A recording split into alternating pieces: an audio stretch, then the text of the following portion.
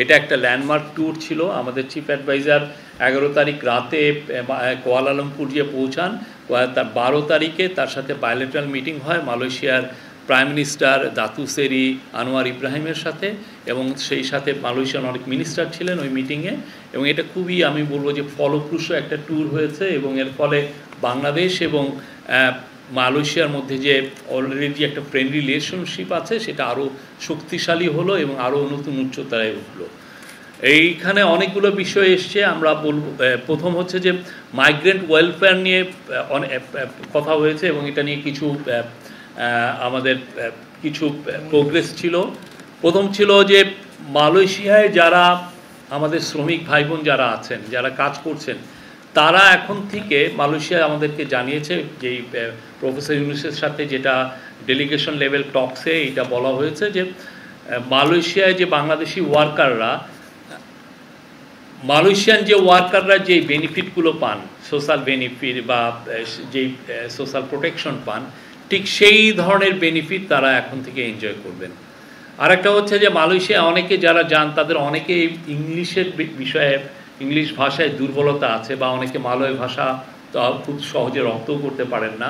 তাদের জন্য এখন থেকে ওরা একটা বাংলা ভাষায় যাতে কমপ্লেন লঞ্চ করতে পারেন সেই বিষয়ে তারা আজকে এই মিটিংয়ে বলা হয়েছে যে তারা এটা ওপেন করছে বাংলা ভাষাভাষী শ্রমিকদের জন্য।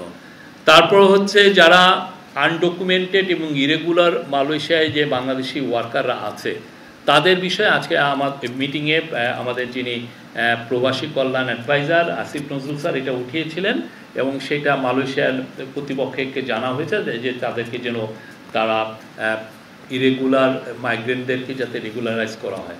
তো মালয়েশিয়ার যখন প্রফেসর ইউনুস ফিরে আসছিলেন তখন আসার সময় এয়ারপোর্টে মালয়েশিয়ান প্রাইম মিনিস্টার তাকে ফোন করেছিলেন, বলেছিলেন যে এই বিষয়গুলোই আলাপ হয়েছে এই ডেলিগেশন লেভেল টকসে, প্রত্যেকটা এই বিষয়গুলো তারা তাদের ক্যাবিনেটে উঠাবে। আরও যেটা হচ্ছে যে নিউ রিক্রুটমেন্টের বিষয়ে একটা আমাদের তরফ থেকে আমরা বলেছি যে সিকিউরিটি গার্ড এবং কেয়ার গিভার, আপনি জানেন মালয়েশিয়ান সোসাইটিও এজিং হচ্ছে, আর সিকিউরিটি গার্ড, ওদের প্রচুর সিকিউরিটি গার্ডের প্রয়োজন। তো এই দুইটা বিষয়ে তাদেরকে আরও বলা হয়েছে, এবং আমরা আশা করছি এটার সামনে এটার বিষয়ে প্রোগ্রেস দেখব। আর হচ্ছে যে আমাদের মোর দেন 10,000 স্টুডেন্ট ওই মালয়েশিয়ায় গ্র্যাজুয়েট করছে, বা অনেকে কেউ পোস্ট গ্র্যাজুয়েশন করছে। তো এই গ্র্যাজুয়েট প্লাস একটা ফ্যাসিলিটি আছে যেটার আওতায় মালয়েশিয়া অন্যান্য দেশের যারা স্টুডেন্ট যারা ওইখানে পড়াশোনা করে তারা গ্র্যাজুয়েটের কাজ পান। তারা কোনো ফ্যাক্টরিতে কাজ করেন, কোনো বড় প্রতিষ্ঠানে কাজ করেন। তা আমাদের জন্য বাংলাদেশি স্টুডেন্টদের জন্য যেন এই ফ্যাসিলিটি দেওয়া হয় সে বিষয়ে বলা হয়েছে, এবং ইন প্রিন্সিপাল মালয়েশিয়ানরা এগ্রি করেছেন যে ওনারা এটা দেখবেন।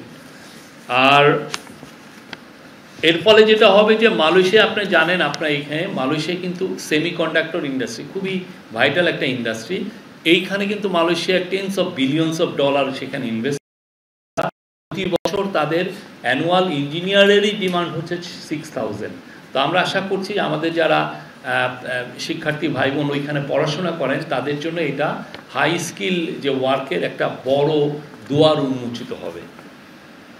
আর বাংলাদেশের যে ডিগ্রিগুলো আছে সেটা যেন মালয়েশিয়া অ্যাকসেপ্ট করে সে বিষয়েও এটা নিয়ে কথা হয়েছে। আর ট্রেড অ্যান্ড ইকোনমিক্সের বিষয়ে মালয়েশিয়ার সাথে আমরা খুব দ্রুত এফটিএ নেগোসিয়েশন করব। এফটিএ হচ্ছে ফ্রি ট্রেড এগ্রিমেন্ট। আমাদের থেকে আমরা প্রচুর মালয়েশিয়ার থেকে মোর দেন $3 বিলিয়ন মতো আমরা খাদ্যপণ্য এবং অন্যান্য প্রোডাক্ট ইম্পোর্ট করি, আর মালয়েশিয়া আমাদের থেকে কিছু ইম্পোর্ট করে। তো আমাদের মধ্যে যাতে ট্রেডটা আরও বুস্টিং হয় সেই জন্য এফটিএ নেগোসিয়েশনটা আমরা খুব দ্রুত করব। আমরা অলরেডি, আপনি জানেন, জাপানের সাথে আমাদের এফটিএ নেগোসিয়েশন হচ্ছে, সিঙ্গাপুরের সাথে আমাদের এফটিএ নেগোসিয়েশন হচ্ছে।